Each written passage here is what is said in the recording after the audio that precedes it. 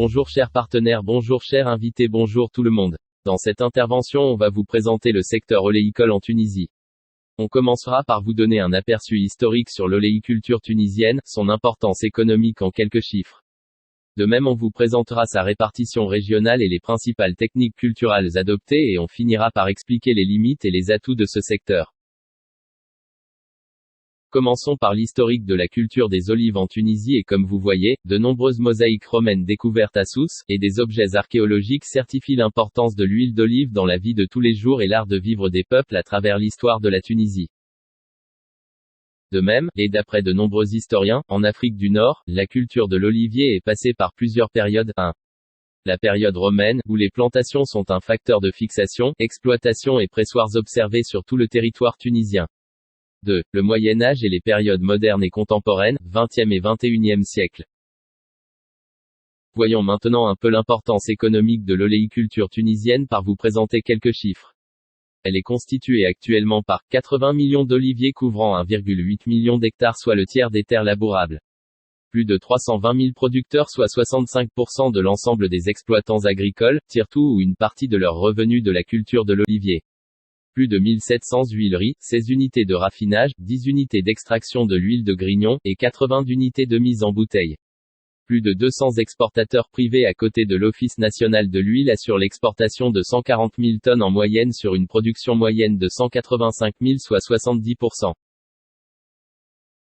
De point de vue répartition géographique, le nord tunisien est occupé essentiellement par les variétés, Chetwi, Sayali, Jarboui dont la densité est de l'ordre de 100 pieds, hectares. Quant au centre du pays, les principales variétés sont Chemlali et Waslati avec une densité comprise entre 50 et 60 pieds, hectares. Cependant dans le sud tunisien la densité ne dépasse pas 17 pieds par hectare et les principales variétés sont essentiellement Zalmati, Zarazi et Chemlali.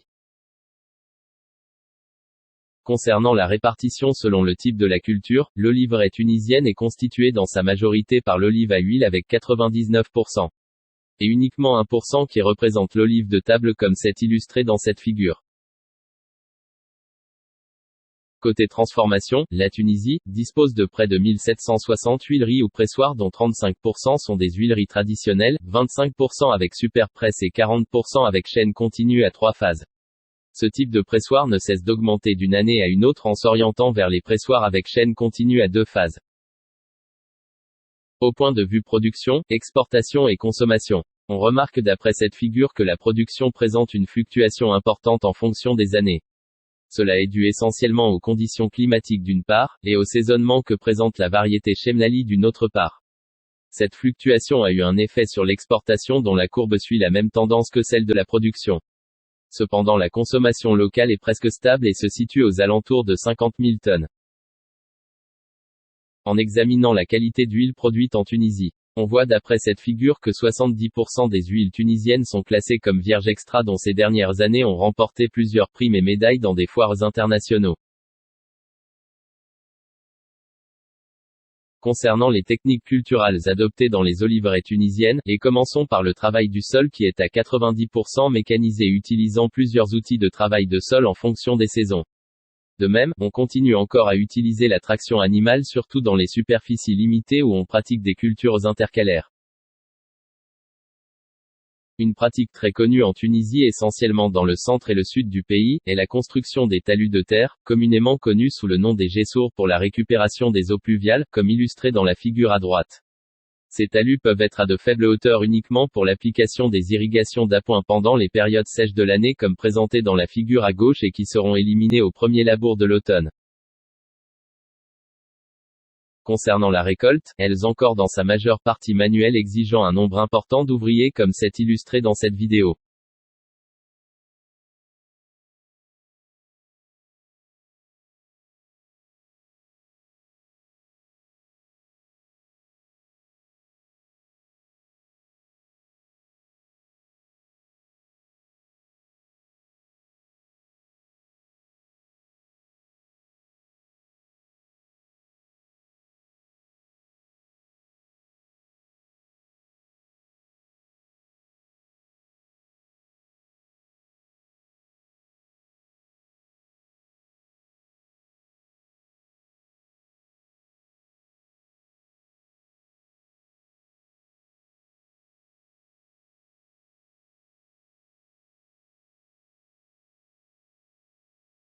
Toutefois et en essayant de réduire le coût de production, on s'oriente davantage vers la récolte mécanisée moyennant des récolteuses à peigne ou des secoueurs comme c'est illustré dans cette vidéo.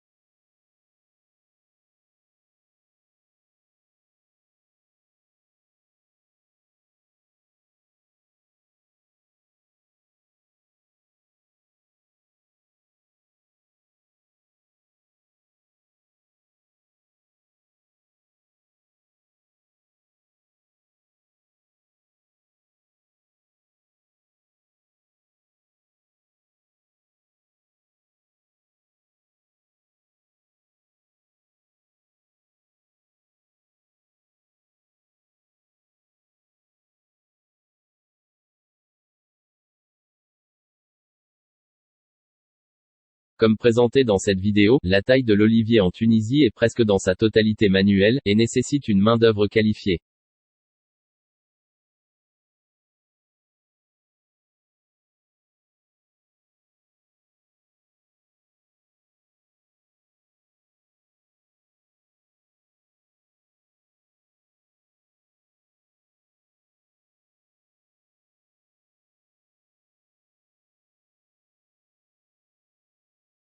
Voyons maintenant un peu les menaces futures au secteur oléicole tunisien à moyen et à court terme qui se résument comme suit. Une bonne partie de la forêt est très vétuste avec un rythme de rajeunissement très faible. Peu de structuration des exploitations sous forme de coopératives ou de groupements. Concurrence de certains pays émergents à moyen terme, difficultés d'écoulement et régression des prix durant certaines campagnes compte tenu de la conjoncture mondiale, un maillon très fragmenté d'huileries supportant la plus grande part du risque spéculatif du secteur, migration des stocks vers l'amont de la filière et augmentation du risque supporté par les oléifacteurs. Quant aux opportunités du secteur oléicole en Tunisie à moyen et à court terme, on peut citer essentiellement, un forêt oléicole très vaste et la présence de systèmes de culture variables d'une région à une autre. Augmentation des superficies irriguées pour mieux stabiliser la production. Proximité et accords privilégiés avec le marché européen. Position parmi les 4 leaders mondiaux en matière d'exportation. Développement de marques propres. Croissance du marché local de l'huile conditionnée.